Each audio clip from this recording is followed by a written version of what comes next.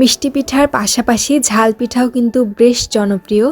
তেমনই একটি পদ হলো ঝাল পাকন বা ঝাল পোয়া পিঠা। ঝাল পাকন পিঠা বানানোর জন্য একটি মিক্সিং বোল নিয়ে নিয়েছি। তারপর দিয়ে দিচ্ছি তার উপর একটি ছাকনা, দিয়েছি 1 কাপ পরিমাণে চালের গুঁড়ি এবং 1/4 কাপ পরিমাণে ময়দা। এবার সবগুলোকে আমি একটু ছেঁকে নিব, আর এক্সট্রা যে গুঁড়িগুলো থাকবে সেগুলো ফেলে দিচ্ছি। এবার এর মধ্যে দিয়ে দিচ্ছি একটি ডিম। আপনারা যতটুকু পিঠা তৈরি করতে চাইবেন তার উপর নির্ভর করে কিন্তু উপকরণগুলো কমিয়ে বা বাড়িয়ে নিতে পারেন। তার মধ্যে দিয়ে দিচ্ছি পরিমাণ মতো লবণ, মরিচ, হলুদ এবং জিরা গুঁড়া। দিয়ে দিচ্ছি পরিমাণ মতো আদা রসুন বাটা এবং কিছু ধনেপাতা কুচি। এবার এই সবগুলো উপকরণ একটু মিশিয়ে নিচ্ছি। এই পিঠাটা তৈরি করা কিন্তু খুবই ইজি। যারা কখনো রান্না করেননি তারাও কিন্তু খুবই সহজে এই পিঠাটা বানিয়ে নিতে পারবেন।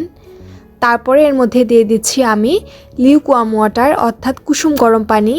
কুসুম গরম পানি দিয়ে আস্তে আস্তে এই ব্যাটারটা তৈরি করে নিব। একবারে আমি পানি ব্যবহার করিনি, অল্প করে মেখে নিয়েছি আর অল্প করে পানি দিয়ে নিয়েছি। আর এই পিঠার ব্যাটারটা কিন্তু একটু ঘনই হয়। এরকম পর্যায়ে চলে আসলে বুঝতে হবে যে ব্যাটারটা একেবারে রেডি হয়ে গিয়েছে। এবার আমি পিঠাটা ভাজতে চলে যাচ্ছি। পিঠাটা ভাজার জন্য একটি প্যানে পরিমাণ মতো তেল গরম করে নিয়েছি। তেলটা কিন্তু খুব সুন্দর করে গরম করে নিতে হবে। তারপরে পিঠার ডোটা দিয়ে দিচ্ছি। পিঠার ব্যাটারটা যদি পারফেক্ট হয় দেখবেন এমনিতেই পিঠাটা উপর দিকে উঠে এসেছে এবং চারদিকে ঘুরতে শুরু করেছে। পিঠার এক পাশ হয়ে গেলে আমি অপর পাশে উল্টিয়ে দিচ্ছি। উল্টিয়ে পাল্টিয়ে ভেজে নিতে হবে যাতে পিঠার ভিতরে কাঁচা না থেকে যায়। এরকম সুন্দর একটা কালার চলে আসলে পিঠাটা উল্টিয়ে পাল্টিয়ে তেল ঝরিয়ে উঠিয়ে নিব।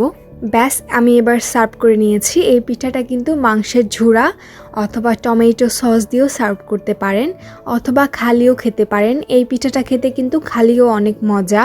যারা একটু ঝাল জাতীয় পিঠা পছন্দ করেন তারা কিন্তু চোখ বন্ধ করে এই পিঠাটা তৈরি করে নিতে পারেন। এটা কিন্তু আসলেই খেতে অনেক বেশি মজা ছিল। তো আমার আজকের এই সিম্পল রেসিপিটা যদি আপনাদের একটু হলেও ভালো লেগে থাকে, please do subscribe my YouTube channel and follow my page. Thank you.